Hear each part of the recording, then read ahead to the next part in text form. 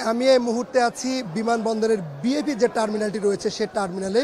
কিছুক্ষণ আগে এখানে আইসিটি যে প্রতিমন্ত্রী রয়েছে জুনায়েদ আহমেদ পলক, তিনি দেশ থেকে পালিয়ে যাওয়ার সময় এখানে উৎসুক জনতা তাকে আটক করে এবং আটক করার পরে আমরা দেখেছি তাকে সেনাবাহিনীর কাছে বুঝিয়ে দেওয়া হয়। এই মুহূর্তে তাকে ভিআইপি যে টার্মিনাল রয়েছে সে টার্মিনালে সেনাবাহিনীর হাতে তাকে তুলে দেওয়া হয়েছে।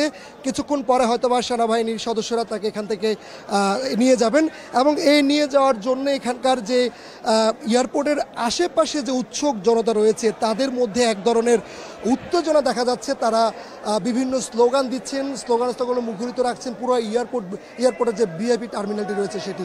আমরা দেখতে পাচ্ছি যে এখানে জনতা দাঁড়িয়ে আছে, তাদের যে ক্ষোভ তারা সেটি প্রকাশ করার চেষ্টা করছে এবং বলছে যে বৈষম্য ছাত্র আন্দোলনের যে আন্দোলন, সে আন্দোলনকে ক্ষতিগ্রস্ত করার জন্য, বন্ধ করার জন্য এই পলক ইন্টারনেট বন্ধক সংযোগ করে দিয়েছে। বিদেশি যারা রেমিটেন্স যোদ্ধা রয়েছে তারা তাদের জন্য দেশের টাকা ফেরাতে পারে নাই, কোনোভাবেই তারা সেগুলো করতে পারে নাই। আমরা দেখছি তারা স্লোগানে পুরো এলাকাটাকে উত্তেজিত করে রেখেছে।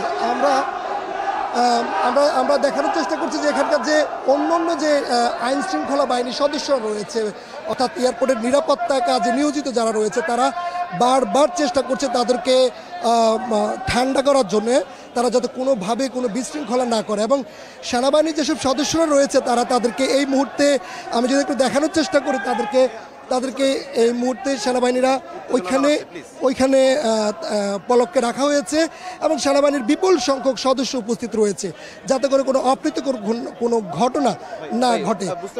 আমরা একটু দেখানোর চেষ্টা করছি সেনাবাহিনীর যে সদস্যরা রয়েছে তারা এই মুহূর্তে ভিআইপি টার্মিনালের ভেতরে তাদেরকে রাখা হয়েছে, পলককে রাখা হয়েছে এবং তাকে ধরা হয়েছে।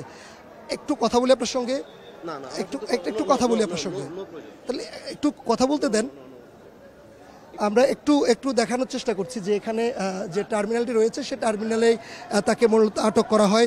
প্রথম এয়ারপোর্ট কর্তৃপক্ষ তাকে দেখে এবং দেখার পরে এয়ারপোর্ট কেন্দ্রিক যেসব সাধারণ মানুষ রয়েছে এবং বিদেশগামী যেসব যাত্রী রয়েছে তারাও আমরা দেখতে পাচ্ছি যে এখানে বিভিন্ন স্লোগান দিচ্ছে এবং তারা তাদের যে এতদিনের যে চাপা ক্ষোভ সেটি তারা প্রকাশ করার চেষ্টা করছে এবং তারা বলছে যে তারা যে বিদেশ থেকে তারা যে টাকা পাঠানোর জন্য পরিবারের জন্য চেয়েছিলেন, ইন্টারনেট সংযোগ বিচ্ছিন্ন করে দিয়ে পলক সেটি তাদেরকে করতে দেয়নি এবং বিভিন্নভাবে তাদেরকে বিভিন্নভাবে হয়রানি করা হয়েছে। সে হয়রানির প্রতিবাদে তারা বিক্ষোভ করছে এবং তারা বলছে অতি দ্রুতই তাকে এখান থেকে নিয়ে যেতে হবে। এবং আমরা দেখতে পাচ্ছি যে সেনাবাহিনীর যে নিরাপত্তা রয়েছে সেই নিরাপত্তা তারা এখানে জোরদার করেছে। এখানে এয়ারপোর্টের আইন শৃঙ্খলা বাহিনীর সদস্যরা রয়েছে এবং সেনাবাহিনীর সদস্যরা তাকে ভিআইপি যে টার্মিনালের যে রুমটি রয়েছে ভিআইপিদের বিশ্রামাগার সেখানে তাকে এই মুহূর্তে রাখা হয়েছে যাতে করে কোনোভাবে না যেতে পারে। আরেকটা বিষয় জানিয়ে রাখি যে গতকালকে আমরা দেখেছি যে এয়ারপোর্টে 6 ঘন্টা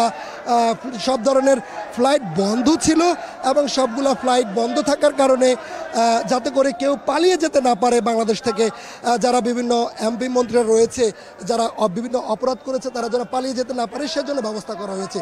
তবে পুরো এই এয়ারপোর্ট কেন্দ্রিক নিরাপত্তা জোরদার করা হয়েছে, সেনাবাহিনীর সদস্যরা কাজ করছে এবং যাতে করে কোনো অপ্রীতিকর ঘটনা না ঘটে সেটা করা হচ্ছে। আর দেশ থেকে যাতে করে কেউ যেন পালিয়ে যেতে না পারে সে ব্যবস্থা করা হয়েছে।